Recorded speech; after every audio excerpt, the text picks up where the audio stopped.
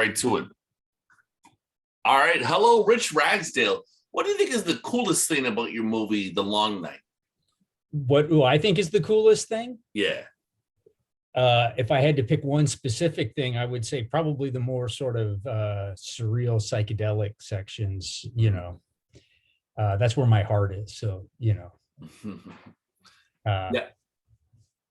they're pretty cool. So let's talk about that. Tell me about the people who designed those creepy ass costumes.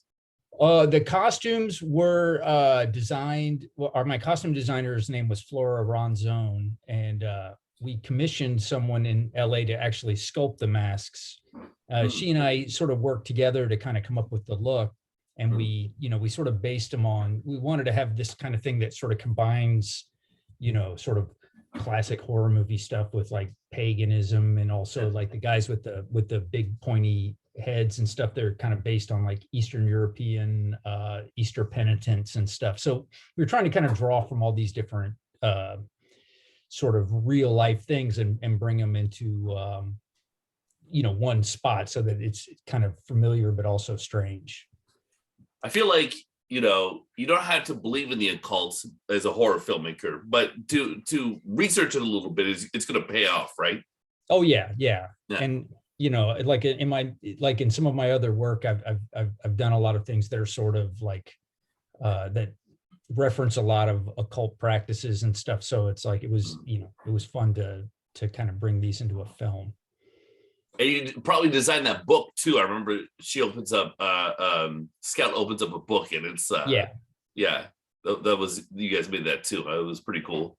Yeah, we made that. Actually, so there are a few of the drawings in there are mine, actually. So, and some of them are like kind of classic, Gustave Doré and stuff. But a handful of them are mine that I did. That actually is like the ones that like kind of look like the actual bad guys and stuff. Okay, cool. Okay, so is that what your favorite thing is about the horror movies? The surreal elements? Well, I mean, I like the fact that in a horror movie, you can add these sort of surreal elements and nobody bumps on it. It's like, you just accept it. Like if you were watching, I don't know, When Harry Met Sally, and all of a sudden, like people start levitating and heads explode and just like, like snakes come out of nowhere. It's just like people would just like run from the theater. But in a horror movie, they're just like, hey, it's Tuesday, And for genre movies, they're very emotional too, right? Yeah, for sure. And you get to like the very, it's like fear and things like that is like very extreme, so it's like you get to kind of do these, you have all the character arcs that you would have in a normal movie, but you get to put in all these like freak out moments too. So I'm sure it's a lot of fun to paint with the bold colors. Yes. Yeah. And you get to go big. So, Oh, yeah. That's awesome. So did your leads mainly relate to their respective characters, or did they have to go on an emotional journey of sorts for preparation? Well, I would say that, Nolan, who plays Jack, is very, he brought a lot of himself to the part. I mean, he's a very sort of erudite kind of urban sort of city guy, and that, so it wasn't, I don't think that character was a big stretch for him, and then Scout, she is not a Southern girl necessarily, but she, she was on Nashville and stuff. She's done a lot of that. So Scout's just solid. I mean, it's like, you don't have to worry about her too much. She really just kind of nails whatever you give her. So, it was like a very short lead time into the film. So we didn't have a lot of rehearsal. It was just like a couple of days of like us working together. And then we got going, And she was in Halloween 1 and 2, the Rob Zombie versions. Yes. Yeah. And I cast her in a film I'd done before this one called Ghost House that we shot in Thailand. And she was so good in that. And like, we became such good friends that, like I said, I got hired to kind of do this film like very last minute. And so they were, like Scout was kind of like my go-to because I knew she would be solid, That was reassuring. Yes. Nice. Okay. So yeah, I saw that someone else, there were two writers in this. I don't know, maybe there were more, but tell me about the first time reading the script, and what jumped out to you as particularly strong about the material? Well, it was interesting because I got this call from a producer that I had worked with in the past, and he was like, "You want to come out to South Carolina and make a movie?" And there had actually already been 2 directors on this film before me, and they were like, there was like a crew waiting around to work and stuff, and they were kind of burning through what little money they had left. Yeah. And so I came out, and when I got there, they gave me rather, like, I think maybe 3 or 4 different versions of the script. People have been messing with it, trying to kind of change things. And Mark, who was the original writer-director, I don't know what happened, but he ended up not, like he left the project for some reason. Yeah. I never read his original script, so I don't really know. It's just like but the scripts were in kind of varying states of kind of a mess, and so I had convinced them to hire Rob Shep, who is a guy that I've been working with on another script, and he was rewriting it almost as we were shooting, really. Like, I'd call him and come up with ideas, and we would spitball things, and then he would write stuff and we would shoot it. So it was a real adventure. It was like not normal filmmaking. Yeah, it sounds like kind of like a carnival. Yes. Yeah. It was like trying to control the chaos. Yeah, it's fun. I had a great crew, so Awesome. So who were some of the standouts in the crew?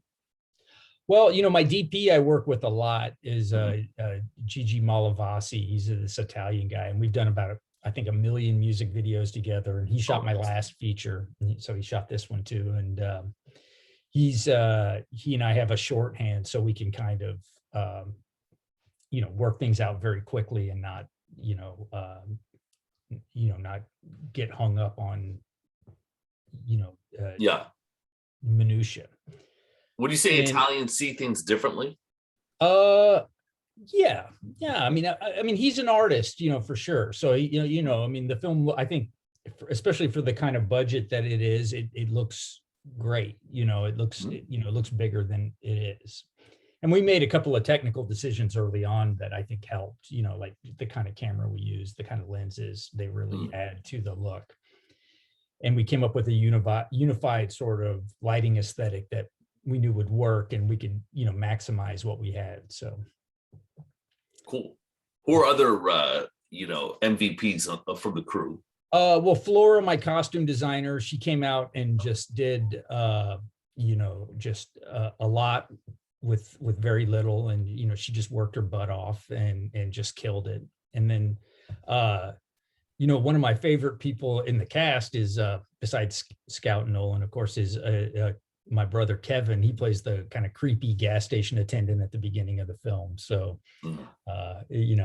keep it in the family, but he's hilarious in the movie. So I enjoyed, what's his name, Jeff Fahey. Oh, Jeff Fahey was great, man. Yeah, it was fun to spot him. Yeah. I mean, we only could have him for a couple of days, and we shot a lot of stuff with him, considering how short his window was working with us. But man, I mean, he is like a pro. I mean, it's just, he's a machine. It's just like, you finish a take and you'd be like, "Yeah, it was no good. Let's go again. Just like a machine gun. It was awesome. He's got a great face too. Oh yeah, great. Yeah, just solid. I mean, it's just like, it's like hard to give him direction because it's just like he kills everything. How would you describe your style as a director, like on the set? I mean, the thing is, like, when I showed up, because people have been sort of waiting around to work for a long time, they seem sort of, there was a kind of people were a little, I don't want to say demoralized, but they were just kind of like, who's this wingnut that just came out, so I try on everything I do to foster as much of like kind of a family atmosphere as I can. I mean, I just want everybody to be friends. Like, I'll listen to anybody's suggestions if they have an idea. It's like, and treat everybody equally, like, it's like there's this kind of myth of the director is like a tyrant or something. Right. I really dislike that idea. I think that it's just like, once everybody is friends and it feels like like going to work is like hanging out, then, everybody's just happy to work and it's just fun. And, this was a difficult movie, very short shooting period, not a lot of money. And I had a great art department. Like it was just like no money left, but I wanted to redesign everything. So they would just source stuff out of, I don't know where, and it was, it was really great. Cool, man. So I saw your credits. I saw you've done a lot of film music over the years, through your career. So what did you think of the score for this particular film? Well, it's interesting because normally I score everything I do. And in this film, I was like, it was like, it was a tough film, especially with COVID and then lockdown. It was hard to kind of just everything moved at like a glacial pace, so I asked a friend of mine if she would score it. Her name is Sherry Chung, and she is just like, off the charts talented. And so I, in my sort of style, especially with the orchestral stuff, is very kind of, I want to say sort of like avant-garde in that like sort of 1960s Polish way, Cool. I do a lot of the music I write for movies, if especially if it's a horror, is like very sort of Penderecki, influenced, and we'd actually tempt the movie. And there's even a Penderecki piece they let me license because he just died. So I begged him to license this one piece. But so we kind of tempt the movie with a lot of that stuff and some of my own music from another film. And she came in, and her style is a little more like commercial, kind of Hollywood, very melodic, kind of what we think of as like the traditional kind of film score. And so I think that like my kind of like weirdo sensibilities and her sort of like very sort of, I don't want to say mainstream, what's the right word, just like kind of it's commercial. It's okay. It's not a dirty word. Yeah, exactly. Sort of style. Yeah. You put those two together and then you end up with something kind of, I think that was better than something that either one of us would have done on our own. I think that she did a great job. I love the score. So nice. Were you inspired by John Carpenter to score your own stuff? Yeah. Well, in the same way that John Carpenter scored his own stuff almost out of necessity, it's like, so, but yeah, I got to film through music, I was a composer first and a filmmaker after. So, but I love music. There's some of my music is in the film, but not a whole lot. I just wanted to have a little bit, but, yeah, John Carpenter is one of my all-time heroes. He's just one of the great genre filmmakers of all time. Yeah, it's interesting. I've never heard of a film composer going into directing. That doesn't happen too often, does it? No, I honestly, I don't really know anybody else that took that route, so, but that's cool. That's great. Yeah. So, okay, here's a very simple question, but just don't overthink it. Just whatever comes to the top of your head. What's your all-time favorite horror movie? Well, people ask me that a lot. And, of course, it's like there's a lot of different, I love so many different horror films. But if I had to pick just one, or, like my all-time favorite, is like straight up horror film, is probably John Carpenter's The Thing. I just think it's like as bleak and dark as it gets. And it has some of the coolest practical effects anybody's ever done. So, it's that solid one to pick for sure. Yeah.